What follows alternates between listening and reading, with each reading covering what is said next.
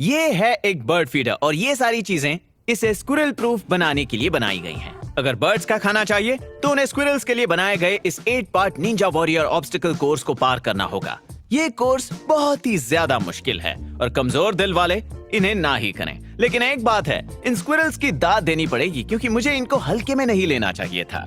आप सोच रहे होंगे कि मैं ये सब क्यों कर रहा हूँ। चलिए चलते हैं 8 हफ्ते पहले, जब मैं अपने घर पर बैठे बैठे बोर होने लगा तो मैंने एक बर्ड फीडर लगाया ताकि मैं यहाँ से पंछियों को देख पाऊं और सब कुछ बहुत अच्छा चल रहा था जब तक ये नहीं आ टपके। मेरे बर्ड फीडर के इर्द गिर्द एक पिंजरा लगा था जिसमें पंछी तो आराम से घुस सकते हैं, लेकिन स्क्विरल्स का खाने के पास पहुंच पाना नामुमकिन है। पिंजरे ने काम तो किया था लेकिन ज्यादा देर तक नहीं। मेरे लिए ये जुरासिक पार्क के उस सीन की तरह था जहां उन्हें पता चला कि वेलोसिरैप्टर्स दरवाजा खोल सकते हैं। दरवाजा खुलने पर यह साफ था इन्हें रोकना मेरे लिए मुश्किल होने वाला है। उन्होंने तो पंछियों का खाना वहां से एक ही दिन में साफ कर दिया। और हाँ, मुझे कहा गया था कि ये बर्ड फीडर स्क्विरल प्रूफ है, तो मैंने इसकी जगह एक और स्क्विरल प्रूफ बर्ड फीडर मंगाया। यहाँ बाहर एक पिंजरा है जिसके ऊपर स्प्रिंग्स लगे हुए हैं, तो अगर यहाँ कोई पंछी आकर बैठे जिनका वजन कम होता है इसलिए वो खाना खा सकते हैं, लेकिन अगर कोई स्क्विरल आए और पिंजरे पर वजन डाले तो उससे ये पिंजरा नीचे आ जाएगा और वो चिड़िया के खाने तक नहीं पहुंच पाएंगे। मुझे कोई आइडिया नहीं कि स्क्विरल इसमें से खाना कैसे चुरा पाएंगे। आइए देखते हैं। लेकिन इसने अपना काम बखूबी किया। पंछियों को तो ये पसंद आया, लेकिन किसी स्क्विरल के आने पर पिंजरा नीचे आकर खाने तक पहुंचने के रास्ते को ढक देता है। उन्होंने कई कोशिशें की लेकिन उनकी हर एक कोशिश नाकाम रही। लेकिन फिर अगली सुबह इस स्क्विरल ने पिंजरे से जुड़े उस स्प्रिंग को ही अलग कर दिया। मतलब अब वो पिंजरा नीचे है जिससे खाने तक पहुंचने का रास्ता बंद हो गया। अब प्रॉब्लम ये है कि अब वो ढक्कन तक पहुंच सकते हैं, लेकिन स्क्विरल्स के लिए इस बर्ड फीडर के ढक्कन को खोलना नामुमकिन है। तो भाई साहब ने दूसरा तरीका आजमाया और अब उसके पास है भरपेट खाना। तो मैंने तय किया कि मैं एक और बर्ड फीडर डिजाइन आजमाऊंगा। ओके, वाओ, ये तो इसने पक्का जानबूझकर किया है। इसे जरूर काम करना चाहिए क्योंकि इस पर ये टोपी है जिसका काम है स्क्विरल्स को ऊपर से इसके अंदर पहुंचने से रोकना। लेकिन खासकर इसका ढक्कन बाकियों की तरह नहीं खुलता। चलो देखें। इसने शुरुआत में तो बहुत अच्छा काम किया। उसे पैरों के बल लटकता देखकर मुझे धीरे धीरे ये समझ आने लगा कि मैं इन्हें कितना ज्यादा हल्के में ले रहा था। देखने पर लग रहा था कि उन्हें भी वो बर्ड फीडर पसंद है। ओके, देखो, मुझे जलाने की कोशिश मत करो। अब इस समय मेरे दिमाग में एक आइडिया तो आ रहा था, लेकिन मैंने सोचा कि एक बार उसे फेंस से दूर रखकर कोशिश करूं। लेकिन ऑफ कोर्स वो लोग इससे नहीं रुके और उन्हें कोई फर्क नहीं पड़ेगा कि आपका मेटल का पोल बड़ा हो या छोटा। उनके लिए ऊपर चढ़ना बाएं हाथ का खेल है और अगर वो किसी कारण ऊपर न चढ़ सके तो भी कोई फायदा नहीं, क्योंकि देखिए इन्हें, बस देखिए। सच कहूं तो ये स्क्विरल्स किसी छोटे साइज के निंजा से कम नहीं है। मुझे ठीक वैसे ही लगा जब किसी ने मेरे दरवाजे पर रखा एक पैकेज चुरा लिया जो उनका नहीं था और मैंने उनसे बदला लेने के लिए 1 साल मेहनत करके ग्लिटर बॉम्ब बेट पैकेज बनाया। हेलो। जो स्पेशल बदबू छोड़ता है। अगर मैं चोरों को रोकने के लिए एक पैकेज बना सकता हूँ तो क्या स्क्विरल्स को रोकने के लिए एक बर्ड फीडर नहीं बना सकता? तो अगले कुछ हफ्ते अपने दोस्त जॉन के साथ डिजाइनिंग और निर्माण में दिमाग लगाया और आपके लिए एक 20 सेकंड का मोन्टाज बनाया।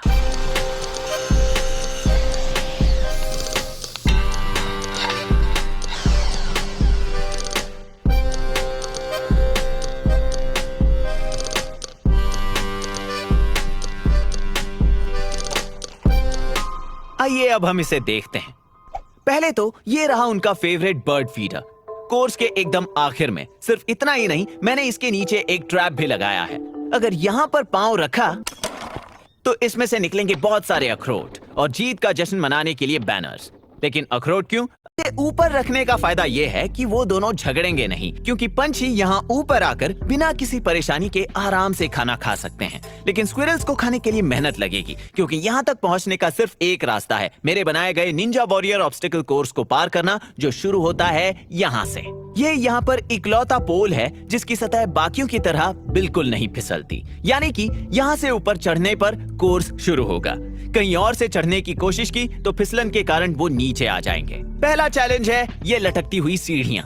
ये दिखने में तो आसान है, लेकिन ये दोनों तरफ से सिर्फ एक ही पॉइंट पर जुड़ा है और अगर फिजिक्स की बात करें तो इस पर चलना किसी रस्सी पर चलने के बराबर होगा। इसके पीछे भी वही कारण है जो उस कार्निवल गेम को इतना मुश्किल बनाता है। इसके ऊपर मैंने एक वीडियो बनाया है जिसमें मैंने ये समझाया है कि कौन से कार्निवल गेम्स आपको कैसे ठगते हैं और उन्हें जीतने के तरीके। अगला पड़ाव स्क्विरल्स के लिए भूल भुलैया। इसमें उनका दिमाग टेस्ट होगा। इसे पार करने पर अगला है घूमते हुए रूलर्स। इसका आइडिया मुझे वाइप आउट से मिला, लेकिन घबराने की जरूरत नहीं। मैं आपको बता दूं कि इनसे स्क्विरल्स को कोई हानि नहीं पहुंचेगी और हल्के से दबाव से भी वो घूमना बंद करके रुक जाएंगे। और जब एक बार वो घूमते हुए रोलर्स को पार कर लें, मैं उनकी मुलाकात करवाऊंगा एक हसीना से।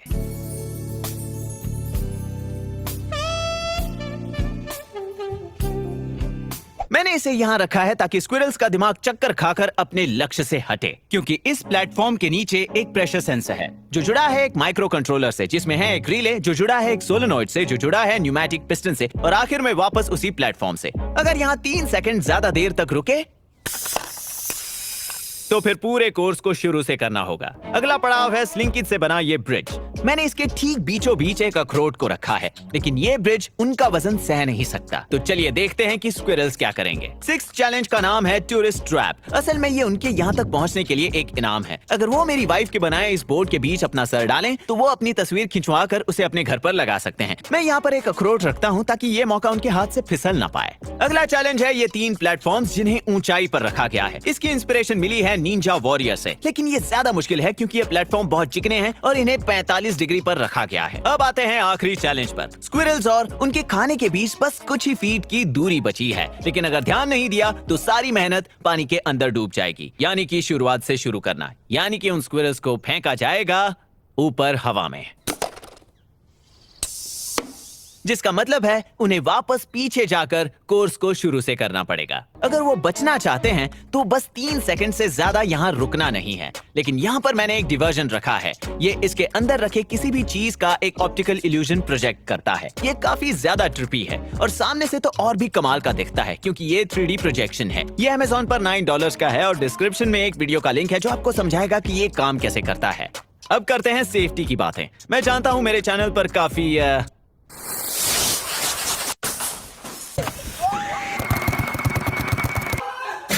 तोड़फोड़ होती रहती है, तो आप में से कुछ लोगों को इस वक्त चिंता हो रही होगी। मेरी वाइफ को भी थी। यहाँ पर 5 पेट्स हैं और एक बच्चा है। वैसे वो एक बच्चा 5 के बराबर है, तो बिल्कुल मत घबराइए। पिस्टन का प्रेशर एडजस्ट हो सकता है, तो हम प्रेशर उतना ही रखेंगे जिससे हमारे प्यारे से स्क्विरल कंटेस्टेंट्स को कोई चोट ना पहुंचे। और फिर फाइनली ये सब पार करने पर हम वापस आते हैं दुनिया के सबसे कमाल के बर्ड फीडर पर। अगर मुझसे पूछे तो यहाँ पहुँचने वाला हकदार होगा चिड़ियों के साथ बैठकर खाने के मजे लूटने का। तो करीब 1 महीने की मेहनत के बाद ऑब्स्टिकल कोर्स टेस्ट करने के लिए तैयार था। वो लोग आखिर में रखे अखरोटों को सूंघ पा रहे थे और वो लोग ये समझने की कोशिश कर रहे होंगे कि इतना सारा खाना यहाँ किसने रखा। और जल्दी ही हमें हमारा पहला कंटेस्टेंट मिला।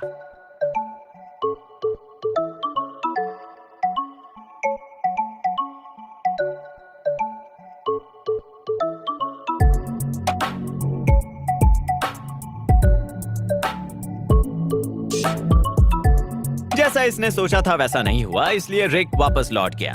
हाँ, इस वाले का नाम रिक है। कुल 4 प्रतियोगी हैं जो कोर्स में पार्टिसिपेट करेंगे। पहला है रिक, जिसका वजन है 500 ग्राम। ये मुझे पता चला मेरी बनाई गई इस वेइंग मशीन से। रिक बहुत समझदार है, इसमें कोई दो राह नहीं है, लेकिन वो आसानी से डर भी जाता है। अगला है मार्टी, जो कि हूबहू रिक की तरह ही है। ये दोनों हमेशा एक साथ रहते हैं और इन दोनों को एक दूसरे से अलग करना नामुमकिन है। हमारा तीसरा प्रतियोगी है फ्रैंक, जिसका वजन भी 500 ग्राम ही है। ये बहुत जांबाज है और थोड़ा सा बुद्धू भी है। और फाइनली मेरा फेवरेट कंटेस्टेंट फैटगस। ये बहुत ही प्यारा है और कैमरे को देखते ही पोज मारता है और उसे खाने से बहुत प्यार है। और इसमें कोई शक नहीं कि इसका वजन है 800 ग्राम। जहाँ बाकी के स्क्विरल्स ये सोचेंगे कि उन्हें खाने के लिए क्या उठाकर वहाँ से तुरंत भागना चाहिए, फैटगस बिना कुछ सोचे खाने पर टूट पड़ता है। दुनिया की सारी चिंताओं को साइड में रख के यहाँ ये पेट के बल लेटे लेटे खाने के मजे ले रहा है। मतलब आपको खाने के मजे लेना सीखना है तो फैटगस से सीखिए। अब जब आप सारे कंटेस्टेंट से मिल चुके हैं, चलिए वापस रिक के पास। रिक की दूसरी कोशिश पहली कोशिश से तो बेहतर थी, लेकिन सिर्फ थोड़ी। जरा इसे देखिए, ये सोच रहा है ओके मैं कर सकता हूँ, जाने दो। अगर मैं कोशिश नहीं मुझसे नहीं होगा। और यही वो पल था जब मुझे एहसास हुआ कि मैंने इनको बहुत हल्के में लिया।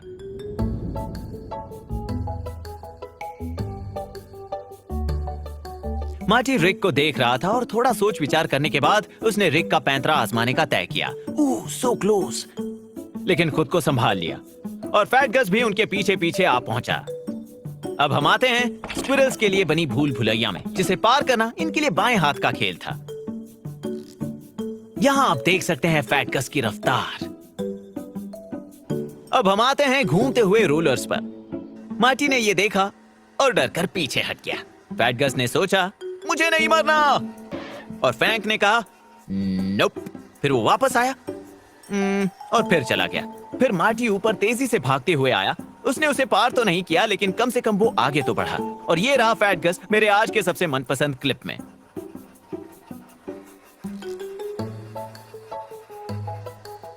फिर फ्रैंक ने निडर होके इन दोनों बाधाओं को खूबसूरती के साथ पार किया, और फिर हमारा स्मार्टी रिग बड़े आराम से इन बाधाओं को पार करता है। और ये स्क्विरल्स सुबह 6 बजे से 10 बजे तक सबसे ज्यादा एक्टिव थी। तो हर सुबह मैं सूरज उगने से पहले उठकर घर बैठे बैठे इन्हें फिल्म करता था, जैसे जंगलों में वाइल्ड लाइफ फोटोग्राफर करते हैं, लेकिन बस इस शहर के बीच रहकर।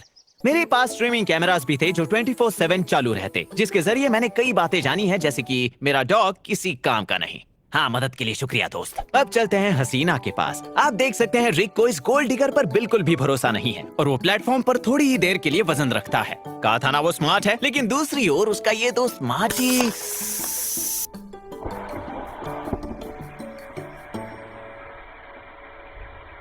ये हसीना काफी जानलेवा है, और इसके पहले कि मेरी वाइफ मुझसे ये पूछे कि नहीं, इससे स्क्विरल्स को चोट नहीं पहुंच सकती, क्योंकि वो हल्की बिल्लियों की तरह है जो हमेशा पैरों के बल गिरती हैं। और तो और वो खुद इसी ऊंचाई से दिन भर कूद रहे थे, कभी कभी तो उससे भी ज्यादा। इनफैक्ट ये उन मैमल्स में से हैं जो किसी भी ऊंचाई से कूदकर बच सकते हैं, क्योंकि वो अपने गिरने की तेजी को काफी कम कर सकते हैं। आप यहाँ देख सकते हैं, वो पूरे शरीर को चपटा कर देते हैं और पूंछ सीधी करके ड्रैग को बढ़ाते हैं।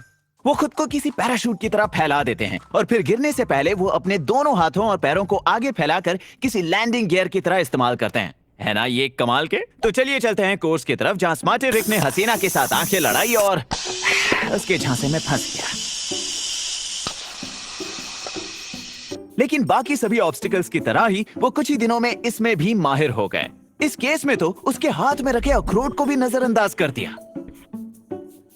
अब हम आते हैं स्लिंकी से बने हुए ब्रिज पर, और मेरे हिसाब से ये सबसे आसान बाधा थी। ये गैप इतना बड़ा नहीं है, वो लोग कूद क्यों नहीं रहे? शायद से स्लिंकी रखने की वजह से वो लोग कंफ्यूज हो गए। देखिए यहाँ पर फ्रैंक कूदने से पहले कितना ज्यादा सोच विचार कर रहा है, और रिक भी तभी कूदता है जब मार्टी वहां आकर उसे चीयर करता है।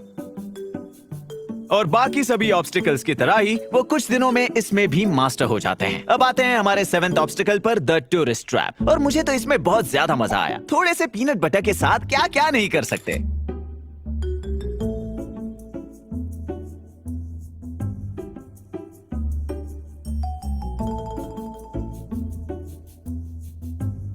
फिर आता है हमारा फैटगस, और जरा इसकी इन हरकतों को तो देखो। इसने कैमरे को देखा और कहा ये पोज कैसा रहेगा तुम्हारे लिए? क्या?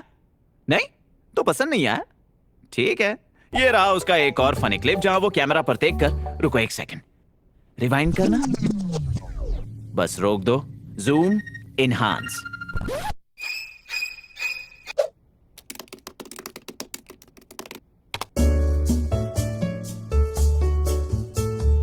तो मैंने अभी ये जाना कि वो लड़का नहीं है और वो प्रेग्नेंट है। अब मुझे ये सोच के बुरा लग रहा है कि मैंने उसके वजन को लेकर क्या क्या नहीं कहा। तो अब यहाँ पर कुछ जरूरी बदलाव लाने के बाद चलिए चलते हैं उन 3 ऊंचे प्लेटफॉर्म्स की तरफ। फ्रैंक पूरे कॉन्फिडेंस के साथ आया, लेकिन आते ही डगमगा गया, लेकिन उसने खुद को गिरने से बचा लिया। तो हर बार की तरह उन्होंने ये भी जल्दी सीख लिया। इनफैक्ट अगली सुबह मैंने देखा कि मार्टी ने तीसरे प्लेटफॉर्म को पूरी तरह स्किप कर दिया। मेरे तो होश ही उड़ गए, और फिर मैंने जाकर बीच वाला प्लेटफॉर्म ही हटा दिया, और सबसे पहले इसे पार किया फैंटास्टिक गस ने। चलिए इसे स्लो मोशन में देखते हैं। ये लोग कमाल के जंपर्स हैं, तो मैं इस बात से हैरान नहीं हूं कि वो इसे पार कर पाए। ये जंप करीबन 10 फुट लंबा है। रहे हमारे बहादुर लेकिन थोड़े से बुद्धू फ्रैंक, वो पहले भी करीबन दर्जनों बार कोर्स को पूरा करके हसीना तक पहुंच चुका है, लेकिन फिर भी उसे लगता है कि ये 12 फुट लंबी छलांग लगाना बेहतर होगा। स्मार्टी रिक पहला प्रतियोगी था जो कोर्स के आखिर तक पहुंचा, तो जाहिर है इस कोर्स को सबसे पहले खत्म करने वाला भी सबसे पहले वही होगा। और वो खुशी के मारे पूरे कोर्स को उल्टा पार करने लगा। वैसे हमें भी जैकपॉट की आवाज जरा धीमी रखनी चाहिए थी, और देखते ही देखते मार्टी भी यहां तक आ पहुंचा।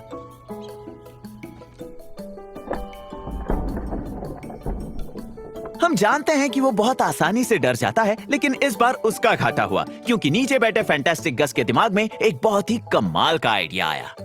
लेकिन मार्टी तुरंत वापस आकर बोला, ये सारी मेहनत मैंने की है। फिर फैंटास्टिक गस ने कहा, जिसे मिला उसी का हुआ, समझे? वैसे एक बात कहूँ फैंटास्टिक गस, जब आप ऐसे बैठती हैं तो किसी एंगल से 700 ग्राम से ज्यादा नहीं लगती। जल्दी ही उन्हें पता चला कि वो आवाज अच्छी है और वो तुरंत पलटकर वापस आने लगे, इससे पहले कि फैंटास्टिक गस को पता चले। अब मैं आपको दिखाता हूँ इनका एक पूरा अटेम्प्ट। अब सारे स्क्विरल्स इस कोर्स को 40 सेकंड्स में पूरा कर सकते हैं।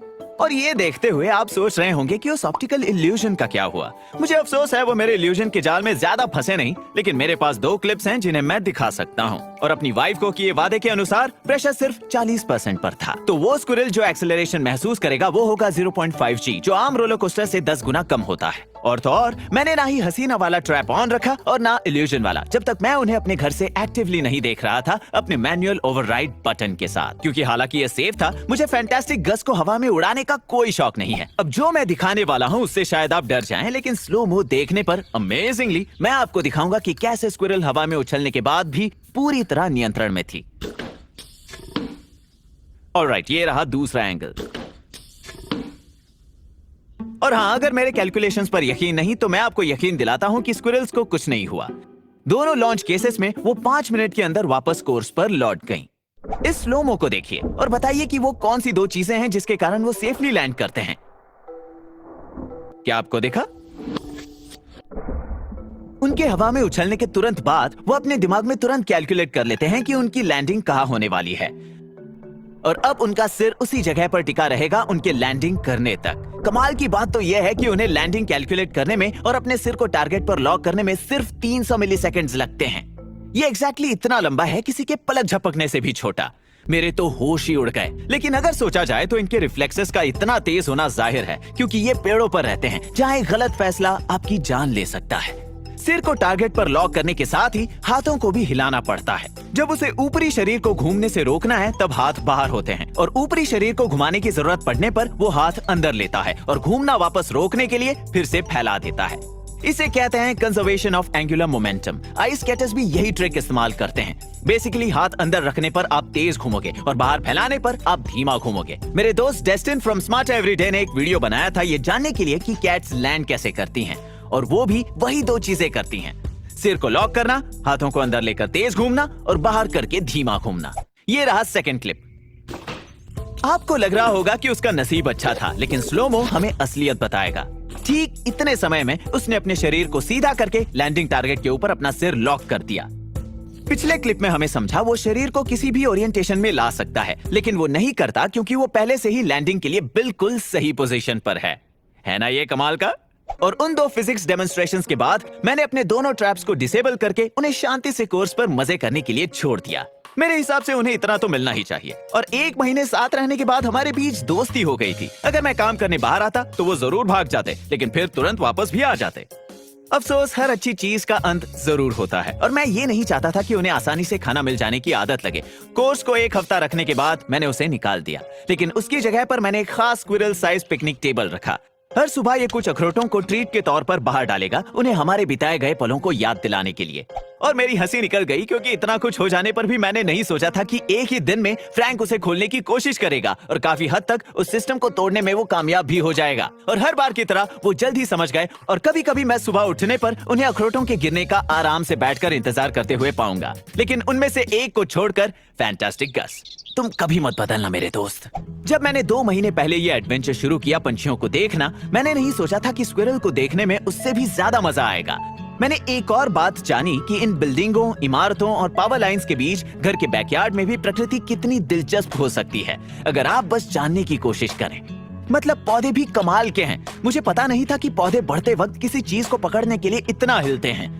मैंने सोचा नहीं था कि जानवरों की इतनी सारी प्रजातियां फेंसेस को सड़कों की तरह इस्तेमाल करती है, यहाँ वहाँ जाने के लिए उन पेड़ों की जगह जो यहाँ पहले हुआ करते थे। यहाँ तक कि छोटी घटनाएं भी, जैसे इस मकड़ी का अपनी जान बचाना नीचे अंधेरी झाड़ियों के बीच छलांग लगाकर। यही है असली जिंदगी का खेल। लेकिन अब मैं पूरे कॉन्फिडेंस के साथ कह सकता हूँ कि स्क्विरल्स मेरे एब्सोल्यूट फेवरेट हैं, और ये उन पैकेज उठाने वाले चोरों से तो बहुत ही अच्छे हैं। स्क्विरल्स बहुत ही प्यारे, काफी बुद्धिमान, क्यूरियस स्वभाव के एथलेटिक जीव हैं।